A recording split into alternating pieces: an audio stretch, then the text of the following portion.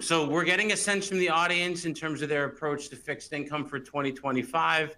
Are they adding to actively managed funds, index-based funds? Are they planning on making no changes, or are they going to be selling funds? I can see the emojis from the audience that's clapping and cheering in excitement that you're here with us.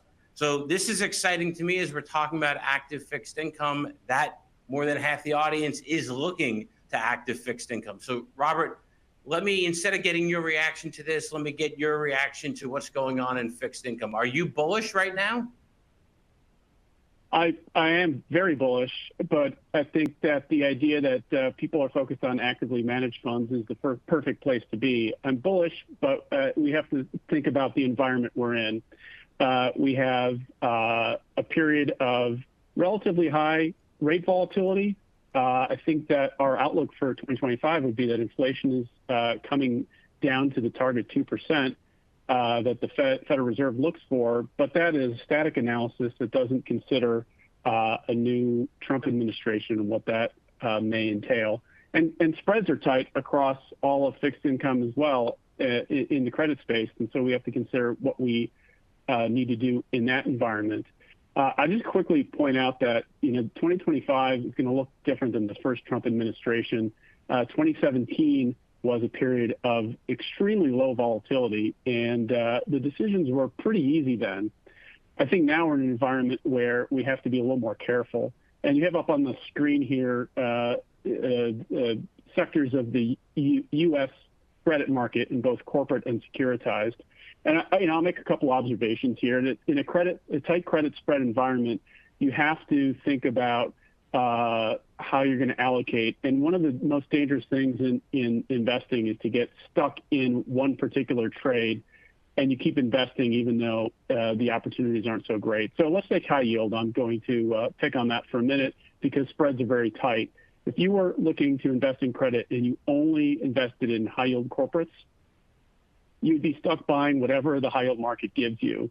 If you look across the entire pie chart, or if we want to call it a pie chart or circle here, you can see that you have many more areas to choose from.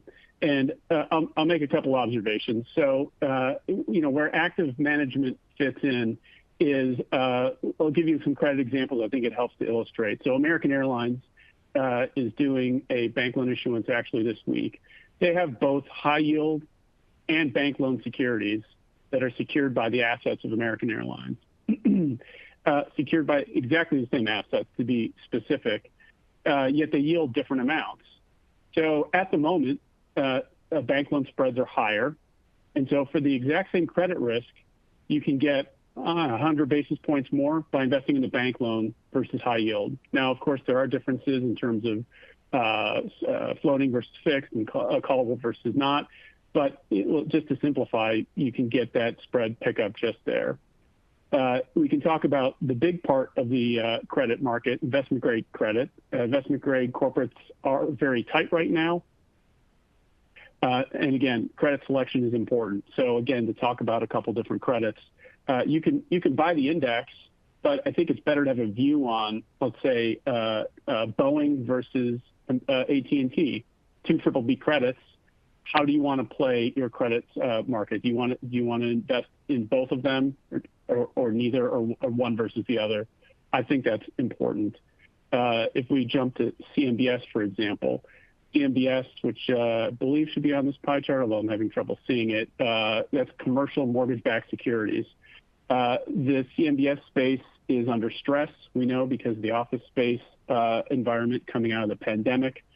Do you want in CMBS, commercial mortgage securities, San Francisco office space, or do you want a data center that is leased out to Microsoft?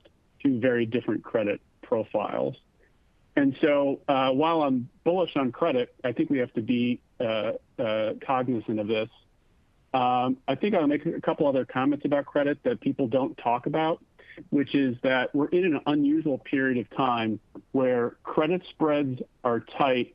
The Federal Reserve is cutting, it has started a cutting cycle. And usually in that environment, it's a period that is coincident with substantial risk-taking in the credit markets, where often you see a huge amount of issuance and risk taking. That risk taking often in the financial markets kind of spills over, and then the Fed has to cut rates to resolve it. That's not the case we're seeing now. If anything, we've had a reduction in credit creation over the last several years. And so companies have been actually paying down debt, and they haven't been borrowing.